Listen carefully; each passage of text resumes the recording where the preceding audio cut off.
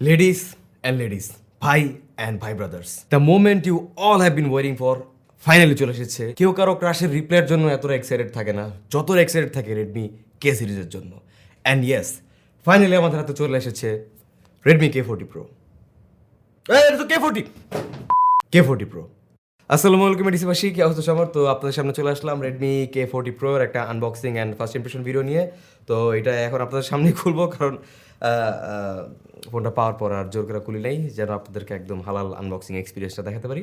So আপনারা দেখছেন ATC Android company and host হিসেবে থাকছি আমি আরিফুল ইসলাম ইমন। সো চলুন আনবক্সিং শুরু করি।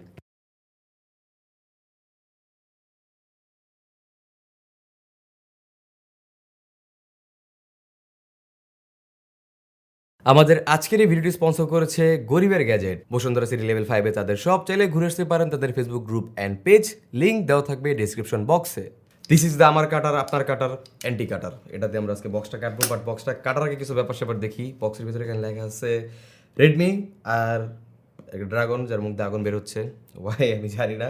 Redmi K40 Pro 5G and box খুব nice. Redmi K40 5G Pro। তো এটা হচ্ছে যে 8128GB ভ্যারিয়েন্ট। তো আমি জানি না অ্যাকচুয়ালি এর ভিতরে কোন কালারের ডিভাইসটা আছে। আনবক্স করার পর বুঝতে পারবো যে কোন কালারের ডিভাইসটা আছে, অ্যান্ড দেন আপনাদেরকে জানাতে পারবো।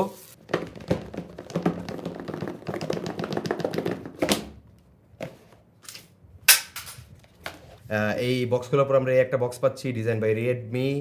এই বক্সের ভিতরে আমরা পাচ্ছি একটা সিম ইজেক্টর, নাইস। এরপরের ভিতরে আরও থাকছে একটা সিলিকন টিপিউ কেস, যেটা একদম স্বাভাবিক, যেটা ফোনের বক্সের ভিতরে থাকবেই। একটা মানে ইউজার ম্যানুয়াল, এটা মোস্ট অফ দ্য টাইম কেউই পড়ে না। And this is the Redmi K40 Pro, যেটা এক্স্যাক্টলি দেখতে রেডমি K40 লাগতেছে। আচ্ছা হোক, এই পলিথিনটা সরাই। এই জিনিসটা উঠে আমার খুব মজা লাগে, কারণ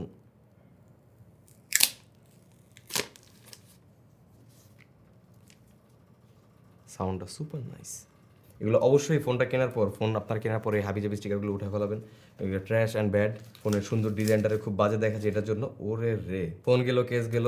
বক্সের ভিতরে আমরা আরও পাচ্ছি একটা USB cable, USB to type C cable. এই হচ্ছে simple box content, case, phone, USB cable, 33 ওয়াটের একটা charger adapter and SIM ejector. চাপা আমার দূর চোখের সামনে থেকে গুলো। So this is the Redmi K40 Pro। K40টা দাও তো। And this is the Redmi K40। মানে দুটার ফিজিক্যাল অ্যাপিয়ারেন্সে জাস্ট কোনো প্রকার চেঞ্জ নাই।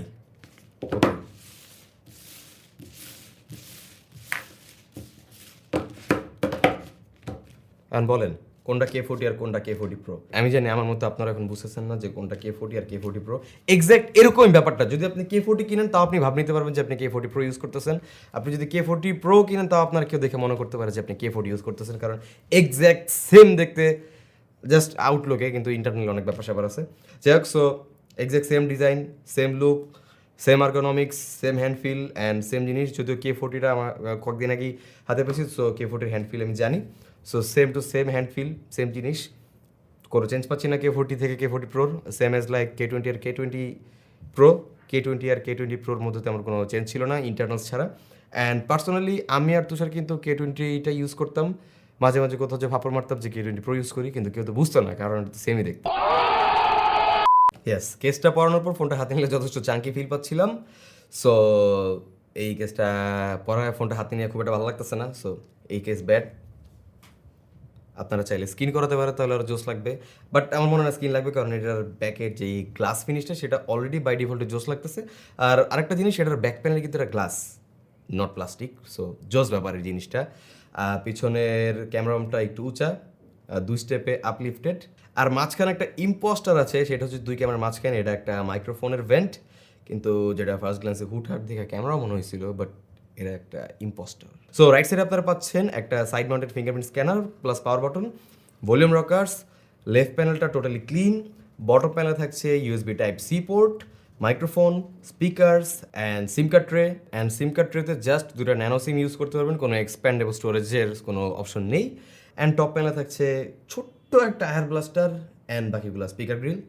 ফিঙ্গারপ্রিন্ট সেন্সরটা অ্যাকচুয়ালি যথেষ্ট ফাস্ট। এই যে আমি খুব খুব লাইট একটা প্রেস করতেছি and broom, unlocked. Just just instant unlock. Super টুপার fast এবং খুব রেসপন্সিভ, মানে যথেষ্ট অ্যাকুরেট। সো ফিজিক্যাল ফিঙ্গারপ্রিন্ট থেকে সবাই এরকমই আশা করে। সো সেই হিসাবে আশা করি ফিঙ্গারপ্রিন্ট সবার এক্সপেকটেশন এক্সিড করতে পারবে। রেডমি কে সিরিজের যে লাইন আপটা আছে সেই লাইন আপে Redmi K20 and K20 Pro ছিল অ্যাকচুয়াল মার্কেটের জোস লেভেলের একদম সুপার টুপার হিট লেভেলের প্রোডাক্ট। দেন সেই সুবাদে সেই মাপে রেডমি K30 থেকে সবার K30 যে সিরিজ সেটা থেকে সবার এক্সপেকটেশন মোটামুটি ভালোই হাই ছিল। বাট K30 সিরিজটা আসলে খুব বেশি একটা জোস হইতে গিয়েও হইতে পারেনি। K30 Proটা ভালো ছিল, বাট K35 যেগুলো অতটা জোস ছিল না। এই যে K30 Pro, যাই হোক। সো দেন K30 সিরিজের পরে যদি অ্যাকচুয়াল আপডেট আসে সেটা হচ্ছে যে এই K40 সিরিজ অ্যাকচুয়ালি, কারণ ডিসপ্লেতে তারা এবার ইউজ করেছে হাই রিফ্রেশ রেট। এটাতে আপনার ডিসপ্লে প্যানেল হিসেবে পাচ্ছেন 6.67 ইঞ্চের স্যামসাংয়ের E4 AMOLED display, full HD plus screen resolution এবং 120 hertz refresh rate along with 360 hertz touch sampling rate. Super nice ব্যাপার স্যাপার। ডিসপ্লেটার peak brightness 1300 nits, so I guess outdoor খুব একটা প্রবলেম হবে না। ফুল রিভিউতে এটা আরও টেস্টিংয়ের পর জানানো যাবে।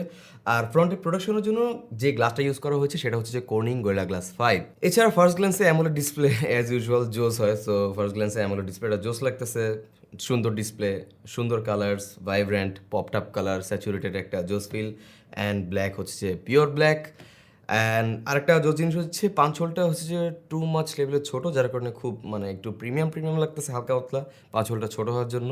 So nice attention to details আমি 360 হার্টস টাচ স্যাম্পলিং রেট সাথে 120 হার্টস, সো জোস লাগতেছে। আমি আরও যে ফোন 3 ইউজ করি তো সেটাতেও 280 হার্টসের টাচ স্যাম্পলিং রেট দেওয়া, তো সেই সুবাদে কোনো ডিলে নাই, একদম ইনস্ট্যান্ট, একদম যাই হোক ইনস্ট্যান্টেনিয়াস আলট্রা ইনস্টিংক্ট ফর্মে এটা কাজ করতেছে super duper smooth. That's very nice.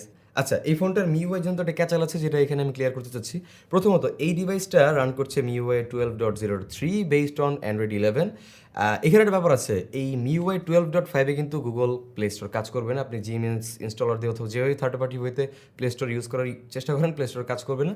তো সেই ক্ষেত্রে আপনারা যে কাজটা করতে পারেন, আপনারা রমটা ফ্ল্যাশ করতে পারবেন। সেটার ফ্ল্যাশিং প্রসেস আসলে খুব একটা কঠিনও না, কয়েকটা টিউটোরিয়ালস দেখলে আপনারা ইউজ করতে পারবেন।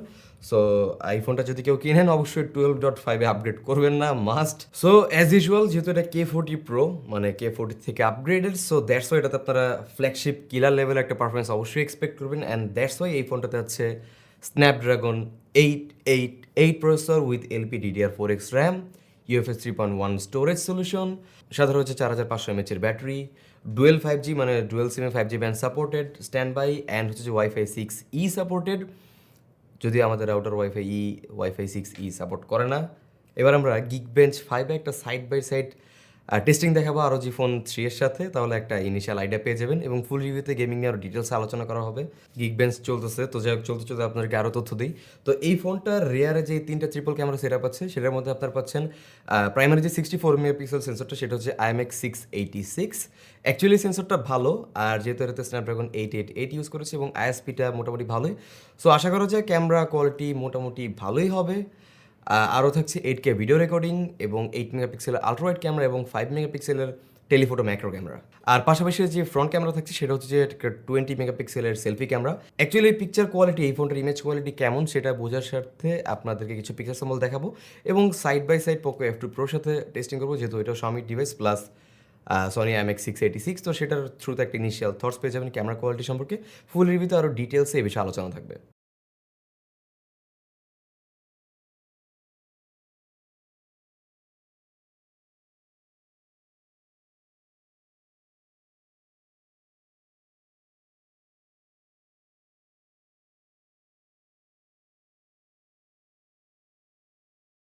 সো আমাদের benchmark result done, and this is the benchmark result. আপনারা দেখতে পারতেছেন খুব বেশি আহামরি আপগ্রেড নেই 865 প্লাস থেকে। সো যাই হোক, ফুল রিভিউতে এর গেমিং আর পারফরমেন্স নিয়ে আরও বিস্তর আলোচনা হবে। যেহেতু এটা আনবক্সিং এবং first impression video, that's why আপনাদেরকে আরও হাবিজাবি ইন ডিটেলসে জানাতে পারতেছি না। ফুল রিভিউর জন্য আপনাদের অবশ্যই ওয়েট করতে হবে সেটা জানার জন্য।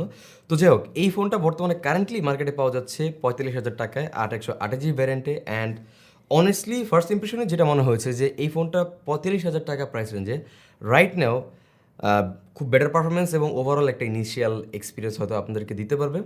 অ্যান্ড এটার ফুল রিভিউর জন্য আরও অনেক ধরনের টেস্টিং চলবে এবং সেখানে আপনাদেরকে আরও ভালো মতো ডিসিশন মেকিংয়ে হেল্পিংয়ের জন্য আইডিয়া দিতে পারবো। তো যাই হোক, আজকের মতো এই পর্যন্তই। আবারও আপনাদের সাথে দেখা হবে নতুন কোনো ভিডিওতে। সেই পর্যন্ত সবাই ভালো থাকবেন, সুস্থ থাকবেন এবং এই ভিডিওটাতে অবশ্যই একটা লাইক দিবেন।